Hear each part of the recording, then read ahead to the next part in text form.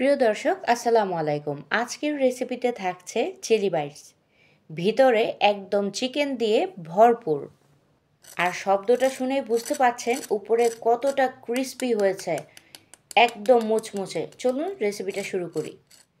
Chilli bytes বানানোর জন্য প্রথমেই এখানে আমি কম ঝালের চিলি নিয়েছি, আর এভাবে আমি মাঝখান থেকে একটু কেটে নিয়েছি যেন পুরোটা কেটে না যায়, এদিকে লক্ষ্য রাখতে হবে।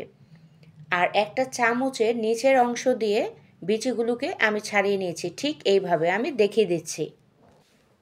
তারপর আলতো হাতে উপর করে এভাবে একটু চাপ দিলেই কিন্তু বিচিগুলো বের হয়ে যায়।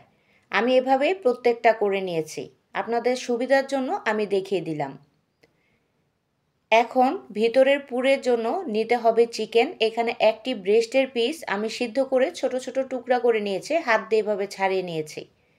এর মধ্যে এখন অ্যাড করে দিব হাফ চা চামচ পরিমাণ চাট মশলা, হাফ চা চামচ পরিমাণ লাল মরিচের গুঁড়া, দিয়ে দিচ্ছি হাফ চা চামচ পরিমাণ গোলমরিচের গুঁড়া, ওয়েস্টার সস দিয়ে দিচ্ছি 1 টেবিল চামচ পরিমাণ, আর নর্মাল যে টমেটো সসটা থাকে সেটা দিয়ে দিচ্ছি 1 টেবিল চামচ পরিমাণ। এখানে আমি কাঁচা পেঁয়াজ ইউজ করব না, বেরেস্তা দিয়ে দিলাম 1.5 টেবিল চামচ পরিমাণ। আপনারা চাইলে কাঁচাটাও ইউজ করতে পারেন। স্বাদ মতো লবণ দিয়ে দিলাম, দুটি সসে কিন্তু লবণ থাকে, লবণ বুঝে ইউজ করবেন। আর পাউরুটি 2 পিস পানিতে ভিজিয়ে তারপরে এখানে অ্যাড করে দিয়েছি, আর ভালো মতো এটাকে মিশিয়ে নিচ্ছি।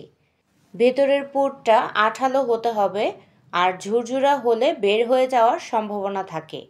আর আপনাদের কাছে যদি একটু আঠালো কম মনে হয় তাহলে পাউরুটি আরেক পিস অ্যাড করবেন।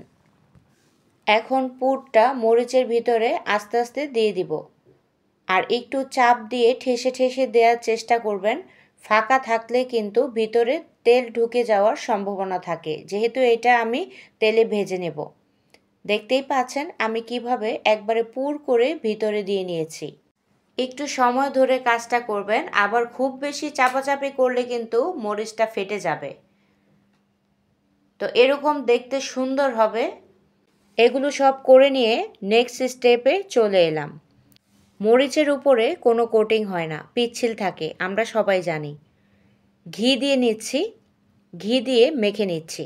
এ পর্যায়ে আপনারা ঘি বা বাটারই ইউজ করবেন, তেল ইউজ করবেন না। তেল ইউজ করলে অতিরিক্ত পিচ্ছিল হয়ে যাবে।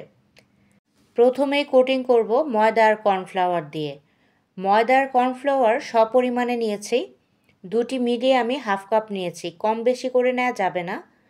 প্রত্যেকটা স্টেপ আমার মতো এভাবে ফলো করে করলে আপনাদেরটাও একদম পারফেক্ট হবে। ভালো মতো সময় ধরে আমি করছি, দেখেই বুঝতে পারছেন খুব চেপে চেপে করছি, কোনো জায়গায় যেন ফাঁকা না থাকে। তো হয়ে গেছে ময়দার কর্নফ্লাওয়ারের কোটিংয়ের পর এখানে আমি দুটি ডিম নিয়েছি, ডিমের মধ্যে কিছুই দিইনি, লবণ কোনো মশলা, এভাবেই শুধু ডিম ফেটিয়ে উপরে দিয়ে দিচ্ছি।